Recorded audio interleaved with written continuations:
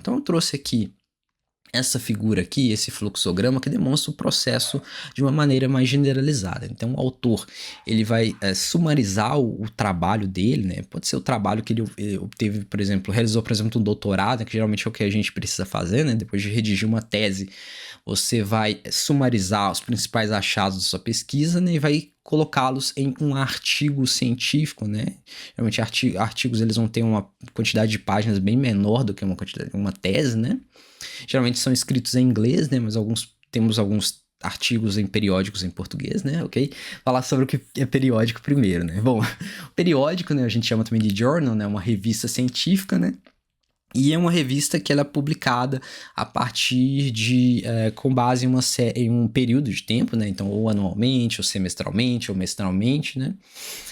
Ou mensal, né, mestralmente, perdão, ou mensalmente, né, e o periódico, ele geralmente é publicado por o que a gente chama de uma editora científica, uma editora acadêmica, né. Essa editora, então, quando o autor submete um trabalho a um periódico, então esse trabalho ele é recebido por uma equipe técnica, né, ou por um sistema mesmo, né, e aí vai ser recebido pela equipe técnica que vai passar para um editor e vai passar para o que a gente chama de um editor científico, né? E o editor científico vai ser alguém com uma formação mais aprofundada na área de trabalho. É importante saber que a editora muito provavelmente não vai ter um especialista na área do seu trabalho, né? Porque muitos dos trabalhos científicos eles são bem especializados, né? Então é muito raro você ter dentro da editora alguém com a formação para avaliar que trabalho, né?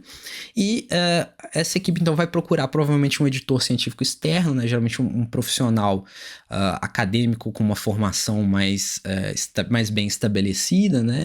Geralmente um professor titular, um professor com maior conhecimento, né? Daquela área, né? E esse editor científico, né?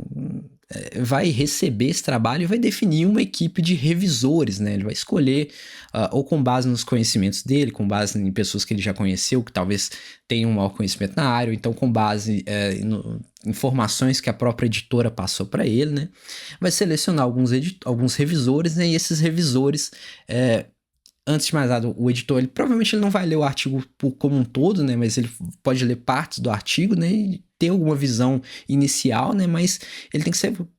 o editor ele tem a visão que ele não vai ser capaz de avaliar completamente o artigo, então ele precisa do parecer de outras profissionais, né? Por isso que os revisores precisam avaliar esse artigo.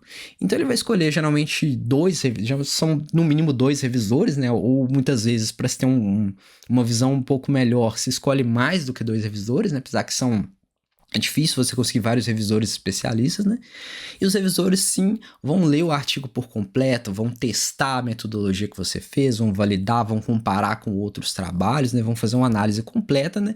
E esses revisores vão dar um parecer para esse editor científico, né? E esse editor, então, vai definir se o trabalho vai ser aprovado ou rejeitado, né? Então, se ele for aprovado, ele passa para a equipe técnica da editora que vai aprovar e vai então publicar o seu artigo, né? Então vai deixar, o que é publicar? Disponibilizar ele para que qualquer pessoa possa acessar, né? Então vão publicar, sei lá, no site oficial deles, né? Ou se for uma revista impressa, né? Então um periódico impresso, ele vai para a parte gráfica, né? Que vai ser entregue para sei lá, para quem for distribuir para os leitores da revista, né, os leitores do periódico, né, e é isso. E aí a parte importante aqui é que a maior parte desses especialistas, né, revisores, editores, são voluntários, né, então a editora, muitas vezes delas são editoras comerciais, né? Então eles vão cobrar ou dos leitores ou vão cobrar dos autores para publicar o trabalho, né, então